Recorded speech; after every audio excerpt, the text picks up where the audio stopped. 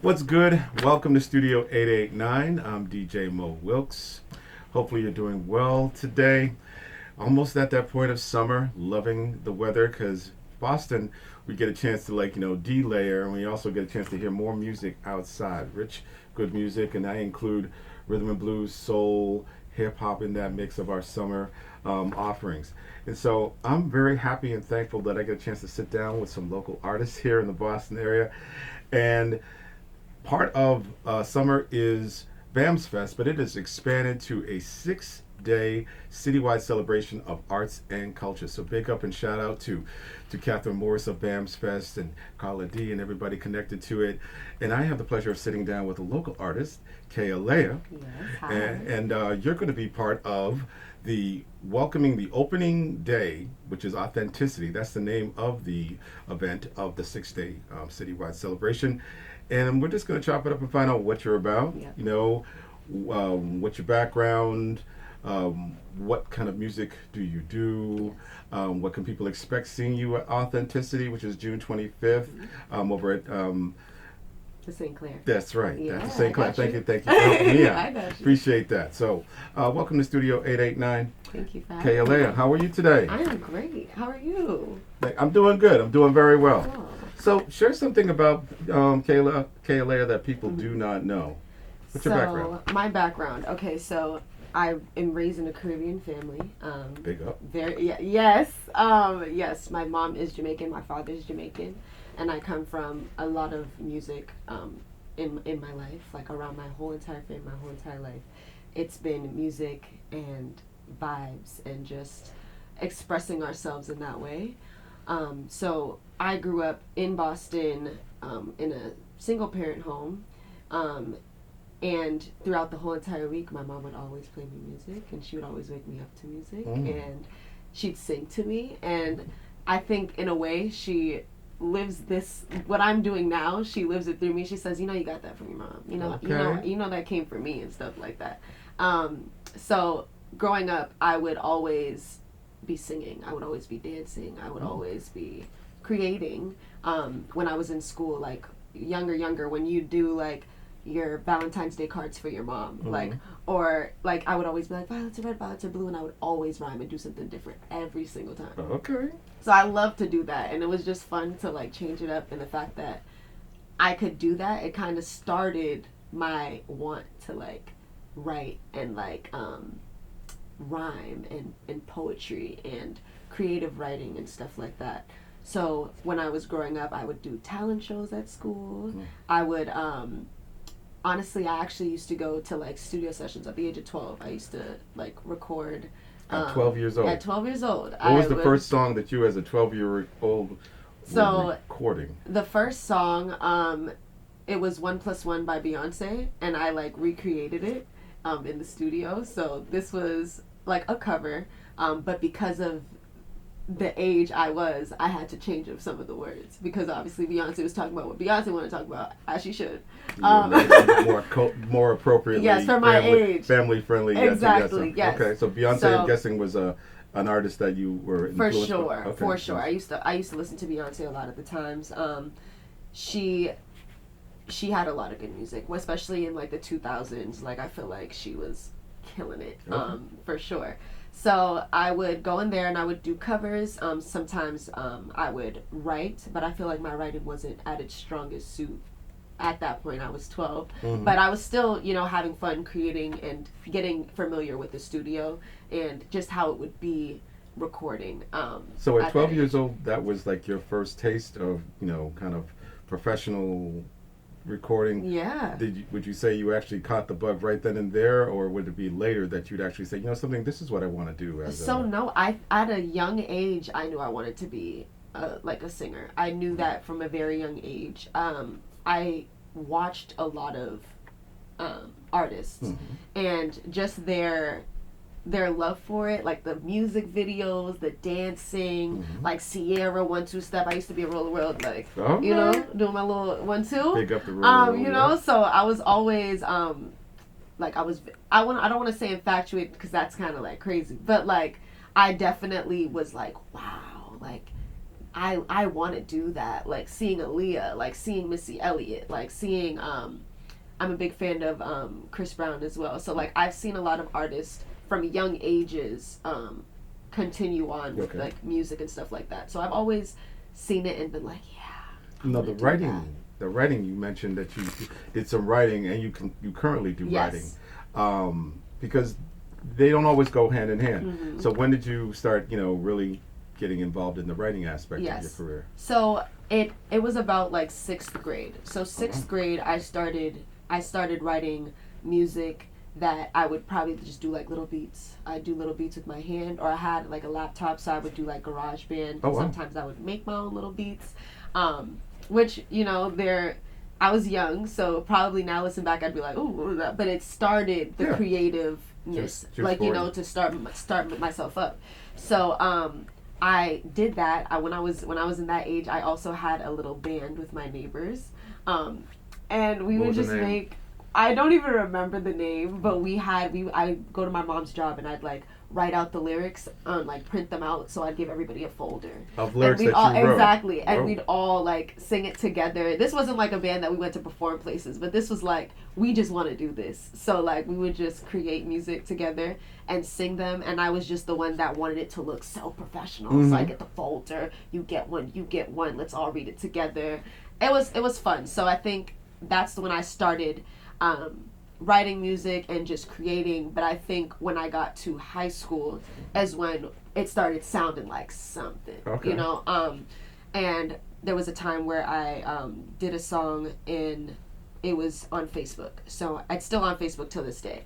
And my whole high school, a lot of the people at my high school would sing it. When I like walked by in the hallways, they'd like sing the song. And I'd be like, oh shoot, what was like the song?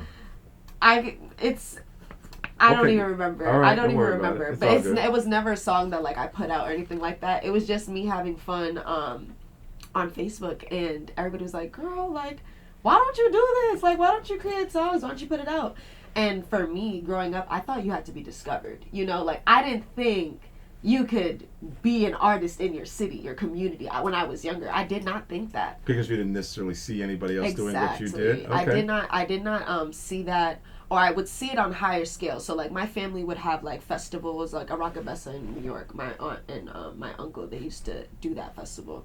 And I would see artists up there. So I seen the process, I seen artists, but when I go home, closer to where you already lived, it wasn't necessarily there wasn't a lot of replication of that. Exactly. No, I didn't get to see that. Oh, all right, chopping it up with Kae Alayah is going to be one of the opening performers, June 25th, Sinclair in Cambridge and Harvard Square.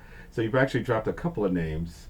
Yes. I don't know if they necessarily would be the names, but if you could produce with anyone, past or present, of your heroes, your sheroes on the music scene, who would that be? So are we talking like the community of Boston, or are we talking like if there's people that I don't know, drop some knowledge on me. If there's somebody that's more nationally well known. Okay. So I would say... Give me both, actually. Yeah, okay. So I would say, for me, I would love to work with Tyrese. That's probably one of my... Tyrese of Sweet Lady fame. Yes. I got you. Yes.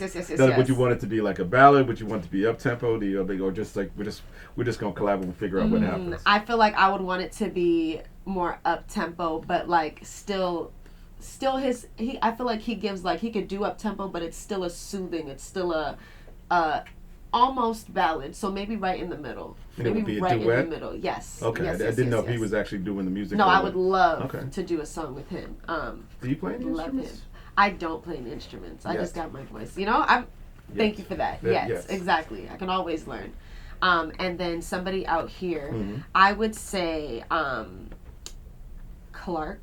Clark D? Yeah. Like I would love to work with him. Heard a lot of good things about him. Yes, he's fire. Me and him actually have talked even before he like moved out of the city. Like me and him were talking about doing music, and then recently I saw him because I was performing at this competition style show, and he was there, and he was like, we need to work. We need to do something. And I'm like, thank you for not like forgetting me. Like, yes, good. I would love to work with him. He's an amazing artist. He plays all the instruments, like very like his ear for music is wonderful, and I would just love to work with him. So, shout out to Clark Yeah, D. shout out to Clark And D. so this kind of leads me to my next question, because you kind of like you dipped the toe a little bit into one of the artists in the Boston music scene. Yeah. And you've been doing this for at least 5 to 7 years. Yeah. What has been your experience on the Boston music landscape? You said that you kind of haven't seen a lot of people. Yeah. When you first started. Yes. Has that increased since then? For sure.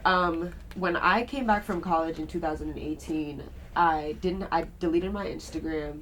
I didn't have any social media, and I was talking to one of my friends. Her name is Barbara, and I was talking to her, and I was just like, I'm pretty sure she actually was managing Clark D at this time. She was.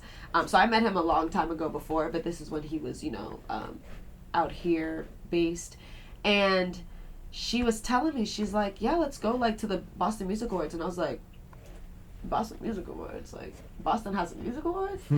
And she was like, yeah, let's go. And I was just like, I didn't know that people in Boston did this, So she took me out there, and that room was packed. Okay. Packed with all of these artists, all of these music players, I was just in shock. That moment, I made an Instagram. I made an Instagram in that building. So that was the first time you saw an entire room full of your village and people. Of independent or just underground, or I'm here, you just didn't know about me. And I was just shocked at the amount of people in Boston that love to do music and are my age or are rooting for the same exact goals in Boston. And I was just growing up, I was just Boston is just Boston colleges, education. You don't think of a music scene in terms of especially R&B and hip hop. Yeah. I mean, I'm assuming that the venues have increased. Yes, for sure. But that feeling that you just described of just being overjoyed to see a room full of creatives, that must have been really cool. It was, and I was like, yeah, I gotta get on this. I gotta network. We gotta figure this out, because I couldn't believe it, and I was so excited to have, that influence with other people. Instead of me just being oh, there's nobody. There was plenty of people that changed my whole mind that night. I was just yep, it's time to go. We could do this. Now, and since then, yes, since that experience going to the Boston Music Awards, you actually got nominated for a Boston Music Award. I did. And so, what was that like, and what was that for? Describe that. I didn't even know. So I was, I was just having a good day, and one of my friends texted me, and she's like, congratulations. And I'm like, congratulations for what? What happened? And she sent me a screenshot, and I was like, I saw my name. I saw Kae, but I was like, maybe there's another Kae out here. Maybe somebody else is doing music too. Okay.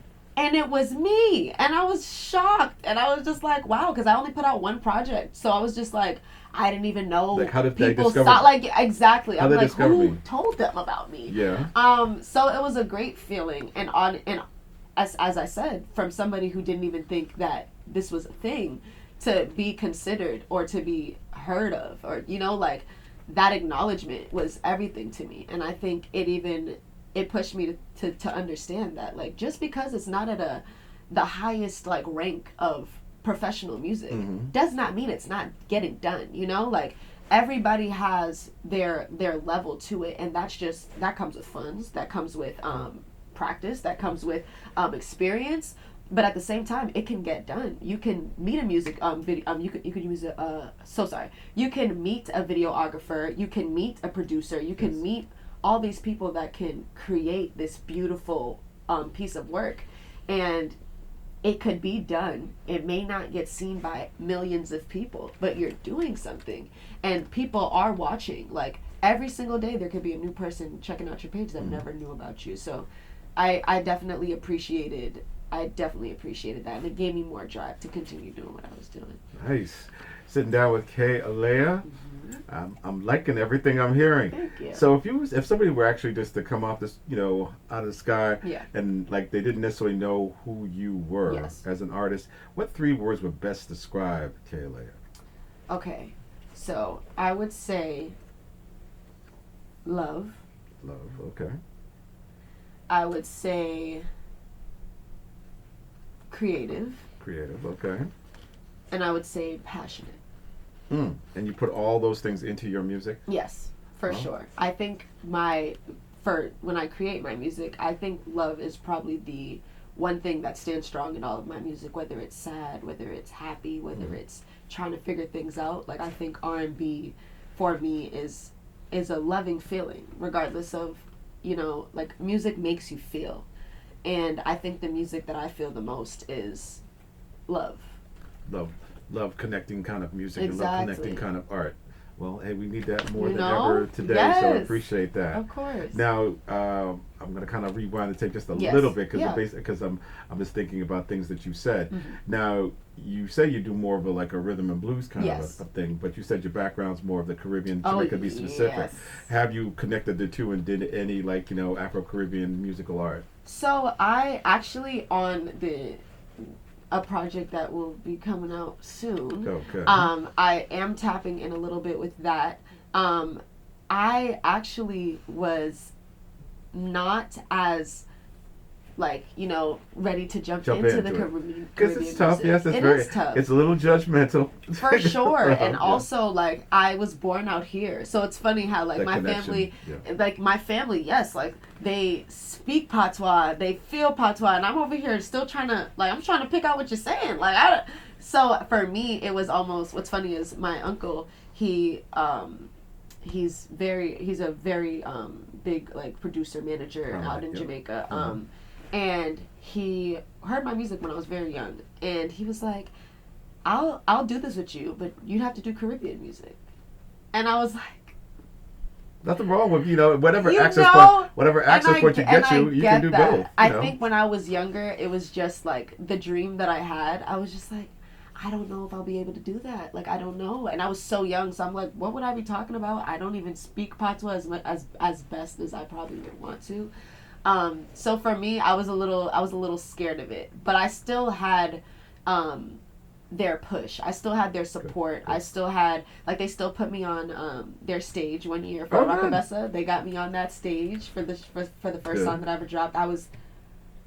It was amazing. The experience was different because obviously the crowd's looking for Caribbean music, but I think in the Caribbean islands they are listening to all types of everything. music. And if it's good, it's good. Exactly. And if there's a push, if there's any push going on right now, it's kind of worldwide. Mm-hmm. It seems like things have kind of come full circle with whether it's Afrobeat, which has a Caribbean kind of rhythmic influence. So I wish you best practice, best luck just exploring all the different parts of yourself. Yes. Thank you. Sitting down, chopping it up with Kae Alayah, part of Authenticity, which is the first event of a 6-day event, part of Momentum, which is actually starting June 25th, running through the 30th. The jewel being the BAMSFest event happening Saturday, June 28th, over at Playstead at Franklin Park. I'm assuming, but I don't want to assume, that you've been to BAMSFest? I have been to BAMSFest. Okay. I actually performed with Kareem. I think that was either last year or 2 years ago. Okay. But I did background vocals for him. Okay. And he's an amazing artist. When it comes to stage presence, when it comes to all of that, he is confident in that. And I love seeing stuff like that. I love seeing my friends reach goals. After all, especially when you're in the background and you're seeing everything come together, and there's stresses, there's worries, is this gonna be this, is this gonna be that? And once you get on that stage, it's you did that. So I've been there, and I've loved the experience, especially meeting new people, Black artists, Black support. It's beautiful, and I think what BAMS is doing for the community is amazing. They're very inclusive to independent or artists that are still trying to make a way for themselves. And I like the intention. I love the mission that they're doing. This year's lineup features a lot of different, both local and national artists. Have you had a chance to peek at the list? Do you have any artists that you're looking forward to checking out? So I have peeked at the list. Duran Bernard. Come on. I don't even think I have to say too much. He's amazing. Okay. He's amazing. The voice is impeccable. The range is impeccable. The stage performance, impeccable. He's an amazing artist, and I would love to see him perform. And I can't wait. So, him, and then somebody who is on the stage with me. Her name is Kae Wolf. Kae Wolf. Another K. Oh my goodness, she can sing. She could sing, not sing, sang. Sang. She could sing. Okay. So I can't wait to see her perform too. All right. Well, we're looking forward to seeing you. Yes. And what can attendees expect when they see a Kae Alayah performance? Yes. What are they going to get? I know you kind of mentioned the three words that kind of best describe it. What's the energy like on stage when you get there? Mm-hmm. So we're going to take a journey through love. This show. We're taking a journey through love, the ups and downs, the beautiful moments. And then the moment where you discover that maybe you should be alone and figure yourself out and love yourself and work through the challenges of love, whether that is friendships, whether that's relationships, whether that's family, no matter what. Like, there's always an experience there and a lesson to be learned, and it all just comes back full circle. So I feel like it's going to be an amazing process of a show. I have never performed like this. Like the way that they're going to see me perform on that stage. I have never performed like that. Okay. And what I mean by that is the intention behind the rehearsals, the intention behind the way I'm creating my show. I've never done that. I've never taken the opportunity to say, you know what, I wanted to do it like this. I want this to be the process. I want to have my band. I want to have my dancers, and really solidify that I want this to be a show. Like, I can get on stage and I can sing. I can sing my songs and people can like that. But the stage presence of actually having a show and something that when I get off that stage, somebody's going to say, I'm going to remember her because of the whole entire experience of watching her. And you curated that. Exactly. You actually crafted that. Exactly. So once again, big up to the whole BAMSFest for allowing artists to not only be able to perform, but be able to curate their own visions of performance. Exactly. And there's going to be so many different aspects of that. Like, I just can't wait to show what I've been working forward to this entire month, the month before that, like all of the hard work that everybody that I'm doing this with has been doing. And I'm just excited. I'm excited for this experience. I'm experiencing it for the first time, just like everybody else is going to be experiencing it for the first time. So I think it's going to be lovely. Okay, well, I feel like just based on what you're saying, you're actually adding momentum to momentum that's about to occur. Exactly. You kind of touched upon a lot of different things, but independent music, independent artistry is important. And it seems to be growing here in the Boston area. I'm loving that.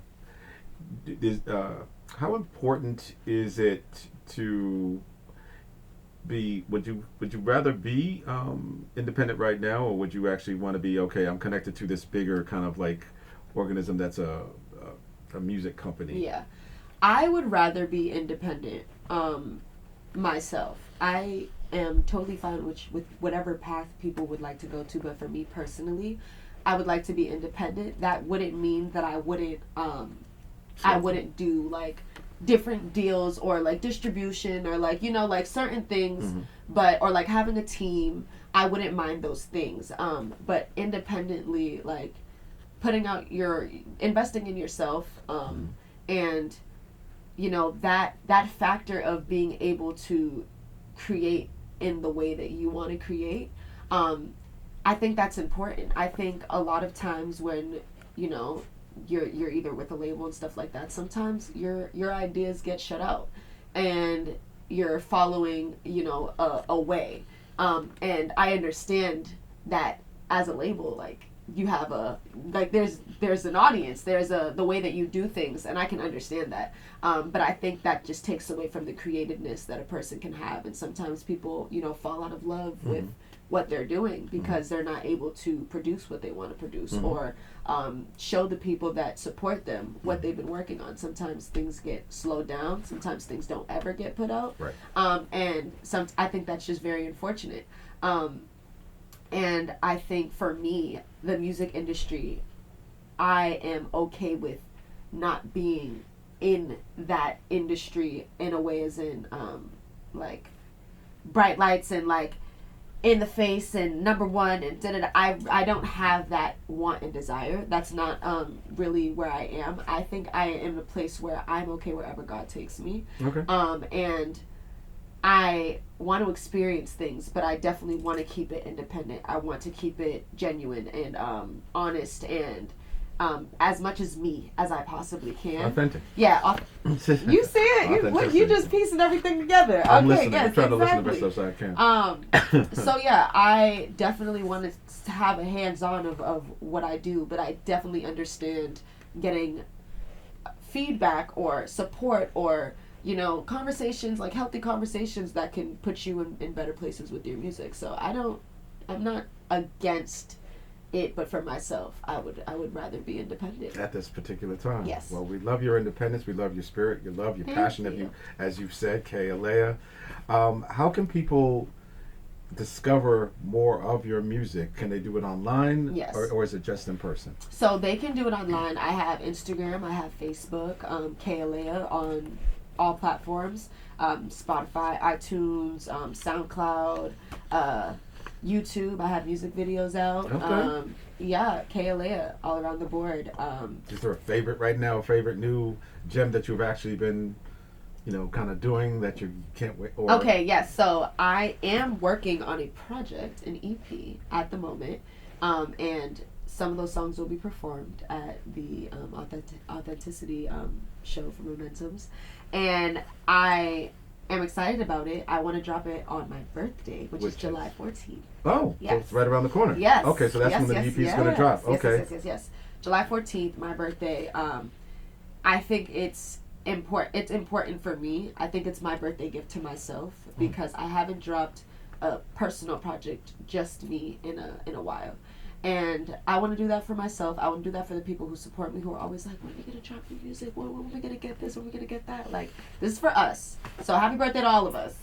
Yeah, this is going to be a very beautiful EP. I'm going to have 8 songs on it. And 8. it's more upbeat. More upbeat. Sounds like an album to me. It sounds like an album. Yeah, well, I mean, hey, I think reason why I call it EPs because it's not like 26 or like 20 something songs, but I mean, I'm old school. It is, so yeah, I'm going back a but little bit more. Yeah, Today, I got that. Today you could actually release 20 songs, and that might be considered a short album. Yeah. Because I mean, nobody's saying that it has to be 3 and 4 minute long. Yeah, exactly. And stuff like that. This project is upbeat. Of course, I gotta have my songs that are more soothing, stuff like that. But I want summer vibe. 3 songs? I did. Okay. Yeah. All my music. Produced everything?